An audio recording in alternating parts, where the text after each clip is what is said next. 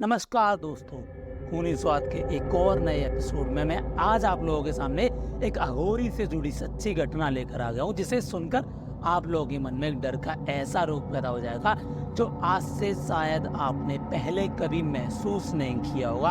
अरे बहुत हो गया इंट्रोडक्शन, चलो कहानी शुरू करते हैं।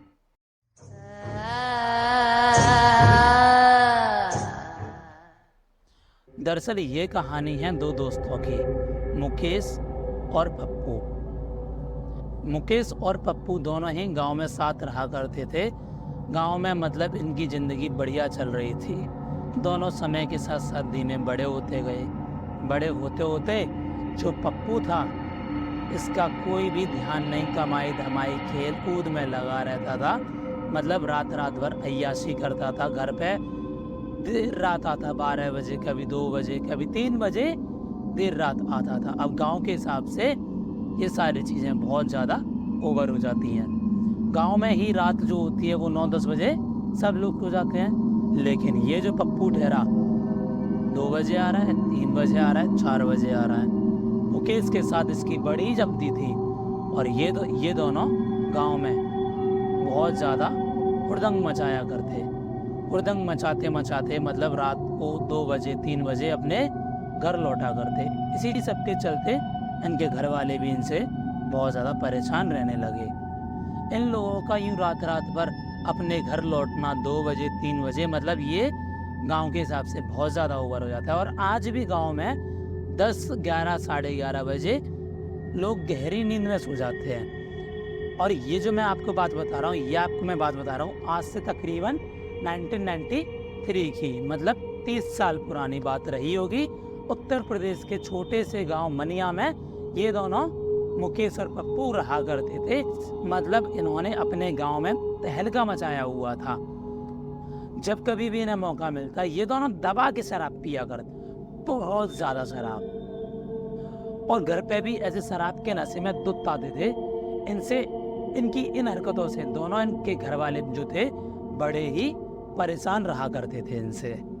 इन दोनों की आदत, मतलब मुकेश और पप्पू की जो आदत थी, अपने गांव के पास वाली नदी के पास जाकर पेड़ के नीचे मस्त बढ़िया बढ़िया अपने एकदम पैक बनाते और चूल्हा वूल्हा लगा के चिकन वगैरह फ्राई करके दबा के चिकन और शराब पीते। अब एक बार की बात है, अमावस्या की रात रही होगी, तो जो मुकेश की अम्मा थी, मुकेश की अम्मा ने मुकेश को बड़ा समझाया, बेटा घर से बाहर मत निकल। अब मुकेश की अम्मा बोलती है, बेटा आज मेरा मन बहुत घबरा रहा है, तू घर से बाहर मत निकल। उसकी अम्मा बोलती है, आज जो तिथि पड़ रही है वो बहुत ही ज़्यादा काली अमावस्या की है। मतलब आज की रात घर से निकलना ठीक नहीं होता है। मतलब जो तरह तरह के लोग होते हैं, आज की रात तंत्र साधनाओं की मदद से ये तरह तरह की शक्तियों को जागृत करते हैं, ऐसा मुकेश की अम्मा ने बोला। अब लेकिन जो मुकेश था ना, वो ऐसी चीज़ों के ऊपर विश्वास नहीं करता था। मतलब मुकेश को ये सब ऐसा लगता था ना कि भूत प्रेत जादू टोटका ये सब झूठ होता है, ऐसी सारी चीज़ें दुनिया में एग्जिस्ट नहीं करती हैं, उसका ये मानना था। और साथ ही में मुकेश का ये भी मानना था, जो चीज़ मैं अपनी आंखों से नहीं देखा हूँ तो उसके ऊपर मैं कैसे भरोसा कर लूँ। अब होता क्या है, वो मुकेश अपने उस दोस्त के साथ, मतलब पप्पू के साथ, वो हमेशा वाली नदी के किनारे नहीं जाता, वो पास ही के जंगल की ओर मुड़ जाता है। लेकिन पप्पू जो था, वो था तो मुकेश से भी ज़्यादा शराबी। लेकिन आज यहाँ पप्पू मुकेश को मना कर रहा, यार आज यहाँ जंगल में नहीं, अपनी पुरानी वाली जगह पे ही शराब चल के पीते हैं। लेकिन ठहरा मुकेश आज ऐसा कि उसे जंगल में जाकर शराब पीने की उड़क लगी। अब जंगल में अंदर जाते जाते जाते जाते जंगल के बीचों बीच पहुंच गए। अब इन्होंने क्या पाया, जंगल एकदम घना, अंधेरे से भरा हुआ, रात का एकदम सन्नाटा। वहीं दूर एक अघोरी अपने आगे आग जला के अपनी तंत्र विद्याओं की पूजा कर रहा है, अपने मंत्र का उच्चारण कर रहा है। अब इन्हें क्या लगा, यही इस अघोरी को मज़ा चखाते, सबक सिखाते, आज कुछ अलग तरीके से मज़ा आने वाला है, डिफरेंट तरीके से आज शराब पियेंगे और फिर सबक सिखाएंगे। अब हुआ क्या, अघोरी अपनी साधना में मस्त लीन है और ये दोनों अपनी मस्ती में मस्त मजे में।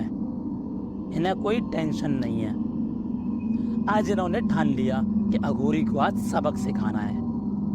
बहुत देर के बाद, बहुत मस्ती के बाद इन दोनों ने क्या किया, धीमे धीमे अपनी जेब से जो डिस्पोजल वाले गिलास होते हैं वो गिलास निकाले, अपनी जेब से जो अपना इनका पौआ होता है वो निकाला और मस्त अपने पैग बनाने लगे। पैग बना रहे नाप नाप के मस्त, बढ़िया मजे आ रहे थे दोनों को। अब क्या होता है, ये दोनों शराब पीते पीते पीते पीते मस्त अपने मजे में। अब वहीं पप्पू जो था, पप्पू बोलता है मुकेश को, अरे यार रे मुकेश, कैसे कैसे लोग हैं, मतलब अपनी तंत्र विद्याओं को पता नहीं तंत्र विद्या होती भी है या नहीं, मतलब आधे अधूरे कपड़ों में बैठ के ऐसे चक्कर खाएंगे और पता नहीं क्या क्या उल्टे सीधे काम करते हैं, मतलब क्या फालतू का ड्रामा सा बना रखा है इन्होंने।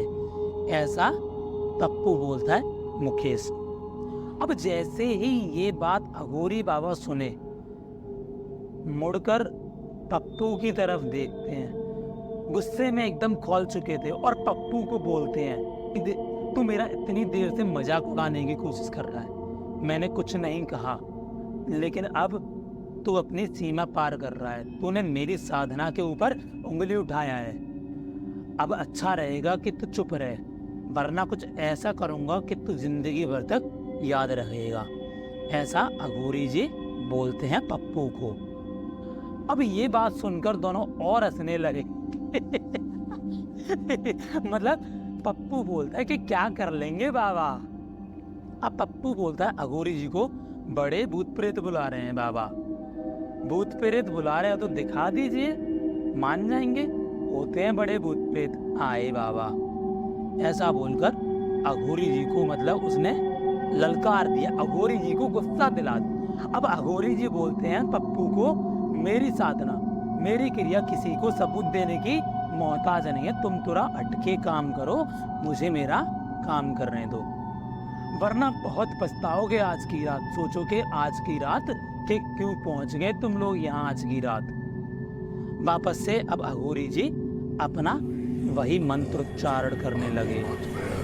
अब वापस से ये दोनों अघोरी बाबा को फिर से छेड़ने लगे, अरे ऐसा है, अरे वैसा है, झूठा है, ताकत होती तो भूत प्रेत दिखा दिया होता।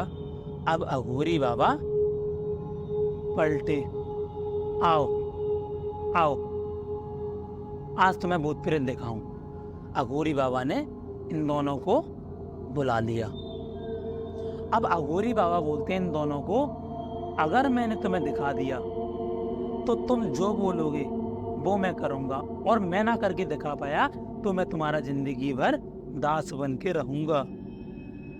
ऐसा अघोरी बाबा ने बोला इन दोनों को। अब अघोरी बाबा एक गोला बना देते हैं राख का।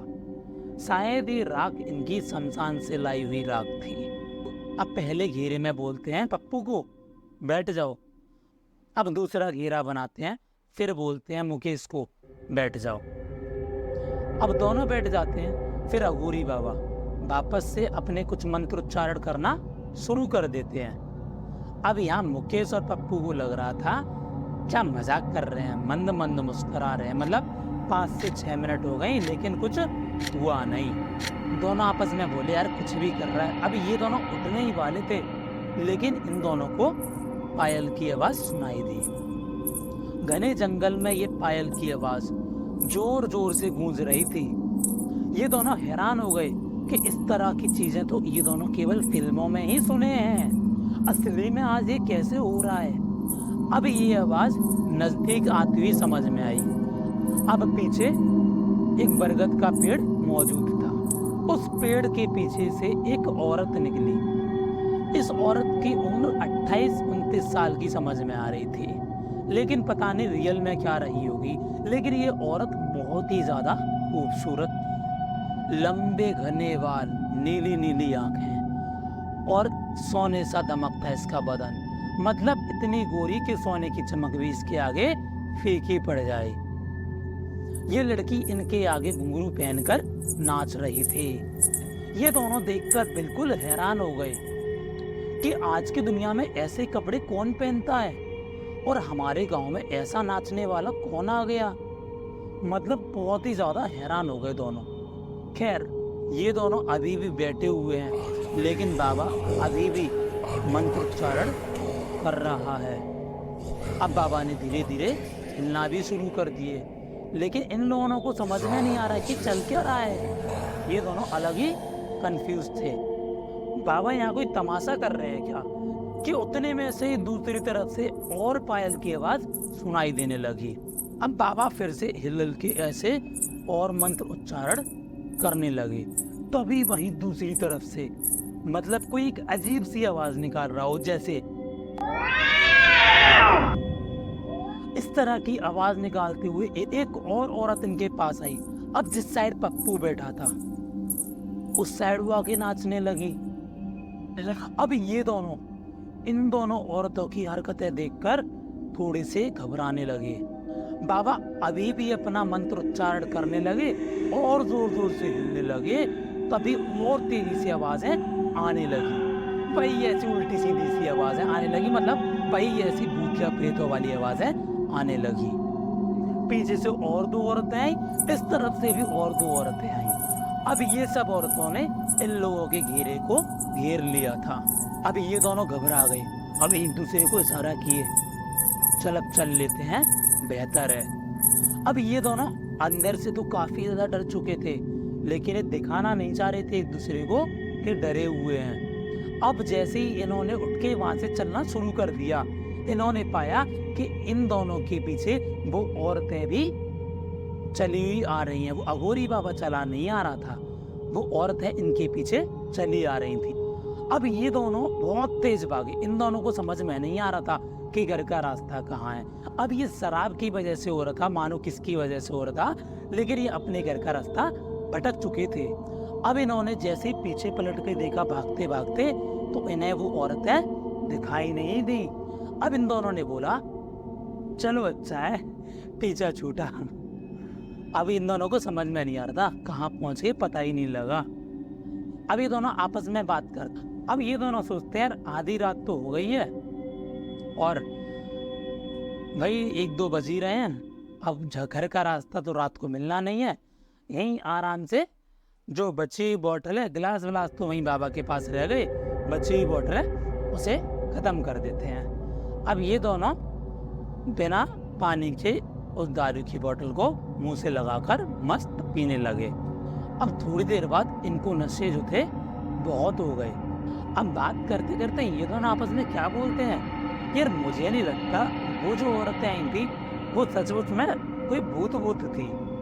अगर वो भूत होती तो वो हमारे पीछे इस तरीके से दौड़ के आ रही होती क्या? मतलब दोनों इतना हंसने लगे। आप बोलते हैं वो जादू से गायब होके हमारे सामने आ गई होती या उड़ के हमारे सामने आ गई होती। मतलब ये दोनों इस तरीके से नशे में ऐसे बातें कर रहे थे। अब वो बोलते हैं, शायद मुझे नहीं लगता है कि बाबा था, ये कोई नौटंकी वाला था। यार हम पूरी दुनिया को उल्लू बनाते हैं। आज इस बुढ़ऊ ने अपने साथ 4-6 नाचने वाली औरतों को मिलकर हमें उल्लू बना दिया। ये दोनों आपस में बात करते हैं। हाँ यार सही कह रहा है, मुझे भी लगता है कि बाबा था, अपने साथ नाचने वालियों को ले आया और हमें भी उल्लू बना दिया। हम पूरी दुनिया को उल्लू बनाते हैं, आज इसने हमें उल्लू बना दिया। मतलब इस तरीके से दोनों आपस में नशे में बातें करने लगे। अब पप्पू की इन बातों को मुकेश बड़े ध्यान से सुन रहा था, लेकिन मानो मुकेश का जो ध्यान था वो पप्पू की इन बातों पर नहीं था। मुकेश की चढ़ी चढ़ाई जो थी वो उतर चुकी थी, और जब वो इतनी पी रहा था वो चढ़ नहीं रही थी, क्योंकि मुकेश को विश्वास हो गया था जो अभी अभी उसने एक्सपीरियंस किया है वो नॉर्मल नहीं था, वो पैरानॉर्मल था। लेकिन पप्पू नशे में इतना ज्यादा धुत हो गया था कि वो कुछ की कुछ बड़बड़ा रहा था। ये थोड़ी बहुत कन्वर्सेशन दोनों के बीच में चल ही रही थी, तभी फिर से किसी के दौड़ने की आवाज सुनाई देने लगी ना पीछे से। अब इन दोनों ने मुड़कर देखा तो पाया कि वो 6-7 औरतें इन दोनों की तरफ मुड़ के भाग रही हैं। अब पप्पू बोलता है, दिख दिख दिख दिख दिख, फिर से आ गई। अब मैं इनको ऐसा सबक सिखाऊंगा तब भी ये हमारा पीछा करना छोड़ेंगी। पप्पू बोला। मुकेश बोला, देख पप्पू, मैं तुझे बहुत देर से समझा रहा हूँ, मुझे कुछ गड़बड़ लग रही है। मुकेश पप्पू का हाथ पकड़ता है और भागने की कोशिश करने लगता है, लेकिन पप्पू जो था वो इंतजार कर रहा था कि औरतें पप्पू के पास आएं और पप्पू इनको सबक सिखाए। काफी भगाने की कोशिश की मुकेश ने पप्पू को, लेकिन कितना भगा लेता। अब ये जो औरतें थी इन्होंने मुकेश को और पप्पू को घेर लिया। मुकेश की तो जितनी भी चढ़ी हुई थी वो एक ही बार में उतर गई। पप्पू अपने और मस्ती मजाकिया वाले अंदाज में आ गया। अब हुआ क्या, पप्पू ने अपनी जेब से बड़ी अपनी शराब की बोतल निकाली और बोला, पी लो थोड़ी सी, लाइफ के मजे करो, ये सब में क्या लगे हुए हो। इस तरीके से पप्पू उस औरत को बोला, कितने पैसे चाहिए, मेरे साथ चलो घर, जितने पैसे चाहिए मैं दूंगा। ऐसा पप्पू बोलता है। लेकिन इस समय मुकेश ने ऐसा कुछ नोटिस कर लिया था जो शायद पप्पू नोटिस नहीं कर पाया था। मुकेश ने ऐसा नोटिस किया कि जितनी भी औरतें हैं मान लो उनकी पुतलियां है ही नहीं, मतलब बिल्कुल एकदम सफेद। यहाँ पर मुकेश बहुत ज्यादा घबराने लगा। मुकेश लगातार पप्पू को समझा रहा था, लेकिन पप्पू को इतनी चढ़ी हुई थी कि उसे कुछ समझ में ही नहीं आ रहा था। उसे कुछ दिखाई ही दे रहा है ढंग से तो बहुत बड़ी बात थी। अब तभी मुकेश ने पप्पू का हाथ पकड़ा और उसे भागते लेते गया। अब पप्पू ने मुकेश से अपना हाथ छुड़ाया और पास ही में खड़ी एक औरत के ऊपर शराब की बोतल खोली और उसके मुंह पर फेंक दी। लेकिन पप्पू ने जो हरकत की थी उसकी इस हरकत की वजह से मुकेश इतना ज्यादा घबरा गया, वो वहीं पर जाकर बेहोश हो गया। उसने जो शराब फेंकी थी वो पता नहीं चुड़ैल थी, भूत थी, प्रेत थी, पिशाचनी थी या डायन थी, कौन थी उसे समझ में नहीं आया। इतनी गंदी बदतमीजी की थी पप्पू ने, इसका उसे कोई अंदाजा नहीं था। फिर खुली मुकेश की आंख, उसने अपने आप को उस अघोरी के सामने पाया। अघोरी बाबा आग जलाए हुए बैठे थे, पता नहीं और कौन से फिर से मंत्रों का उच्चारण कर रहे थे। अब उसने बाबा के पैर पकड़ लिए, बोला, बाबा आप ही सबसे ऊपर हो और मैं सबसे नीचे, मुझे घर जाने दो, मुझे माफ कर दो बाबा। अघोरी बाबा तो अघोरी बाबा हैं, उनको चीज़ों से मोह माया नहीं होती। अघोरी बाबा से किसी ने माफ़ी मांगा, उनने माफ़ कर दिया, लेकिन उन्होंने बोला आज के बाद ऐसी हरकतें मत करना। यहाँ मुकेश को उनने समझा दिया और बोले जब भाग जाए यहाँ से। अब मुकेश अचानक से उठ के भागने वाला था, लेकिन अचानक से क्लिक किए, अरे मेरे साथ तो यहाँ मेरा दोस्त था। डर डर में वो अघोरी बाबा से पूछते, बाबा मेरे साथ यहाँ जो मेरा दोस्त था वो कहाँ है। बाबा बोलते हैं उसके बारे में भी तुझे पता चल जाएगा, लेकिन तू अपने आप को बचाना चाहता है तो सीधा अपने घर जाके ने एक बार भी पीछे मुड़कर मत देखियो, और जो तू पीछे पलट कर देखा तो तेरी मृत्यु निश्चित है। जैसे ये बात मुकेश ने सुनी, नॉन स्टॉप घर की तरफ भागना शुरू कर दिया। घर की तरफ भागते भागते भागते भागते और आधे घंटे बीत गया। घर पहुंच गया, लगभग सुबह के 4 साढ़े 4 बज चुके थे। अब घर जाते ही वो घर पर बेहोशी की हालत में सो गया है। अब फिर वो उठा है अगले दिन लगभग वही 2-2:30 बजे के आसपास दोपहर में, और उठते ही उसने अपने दोस्त के बारे में पता करने की कोशिश किया, उसके घर में जो कोई भी थी। लेकिन अब मुकेश के घर वालों को पप्पू के बारे में क्या पता, थोड़ा तो दूर रहते थे उनसे, और इतनी क्या पंचायत पालेंगे वो एक अय्याज घर के नशेड़ी लड़के के बारे में। मुकेश की इतनी भी हिम्मत नहीं बनी कि वो अपने घर से बाहर निकले और पप्पू के घर पर जाके उसका हालचाल ले सके, उसके बारे में पता लगाए, मेरा दोस्त कहाँ है, किस हालात में है, किस कंडीशन में है। उसकी नहीं थी इतनी हिम्मत। 1 दिन बीत गया, 2 दिन बीत गए, 3 दिन बीत गए, इस कोई खैर खबर नहीं उसके दोस्त पप्पू की। घर वालों ने सोचा, अरे वाह हमारा बेटा तो बड़ा भला मानुस बन गया, इसके साथ ऐसा कौन सा चेंज आ गया, मतलब घर से निकल रहे नहीं है, कितना सभ्य कितना संस्कारी बन गया है। ऐसा मुकेश के घर वाले सोच रहे, बढ़िया मतलब बढ़िया हो गया उनका बेटा, ऐसा सोचने लगे। और इन लोगों ने अपने घर वालों को कुछ नहीं बताया कि इन लोगों ने जंगल में क्या महसूस किया था। लेकिन तीसरे दिन की शाम को वो जो पप्पू था ना, उसका जरा सा भतीजा मतलब वही 7-8 साल का रहा होगा, वो भागा भागा आया और बोलता है अंकल अंकल मेरे चाचा ना जंगल में पड़े मिले हैं, आप जल्दी से चल के देखो ना उनको क्या हुआ है। वहाँ बहुत सारे लोगों ने भीड़ लगाया हुआ है और वो बोलता है मेरे मम्मी पापा घर पर नहीं है तो आप जल्दी से चलो। अब मुकेश तुरंत ही चप्पल डालता है और अपने कच्चा बनियान में जंगल की तरफ भागा हुआ चला जाता, मतलब उसने कपड़े भी नहीं पहने हैं। अब जैसे ही मुकेश भागा भागा वहाँ पहुँचा, उसने पाया वहाँ पे काफ़ी सारे लोग भीड़ लगाए हुए थे। भीड़ को जैसे चीरते हुए वो अंदर गया, उसने देखा वहाँ पे उसका दोस्त पड़ा हुआ और अपने दोस्त को देखकर उसके मुंह से निकल गई चीख। पप्पू का पूरा शरीर बाइट मार्क से बर्बाद हो चुका था, मतलब पूरा शरीर किसी ने खा लिया था उसको। ऐसा लग रहा था किसी जानवर ने बहुत ही गहरे घाव पहुंचाए हैं काट काट करके।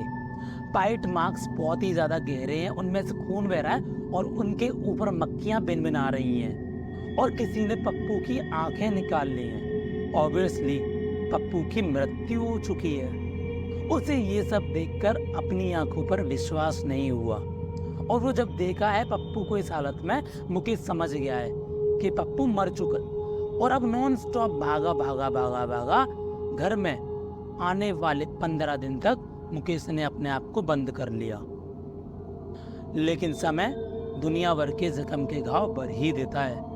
15 दिन बाद धीरे धीरे करके वो घर से बाहर निकलना शुरू किया, लेकिन आज पूरे 30 साल बीत गए हैं और इन 30 सालों में ना ही मुकेश ने कभी शराब की बोतल को हाथ लगाया है।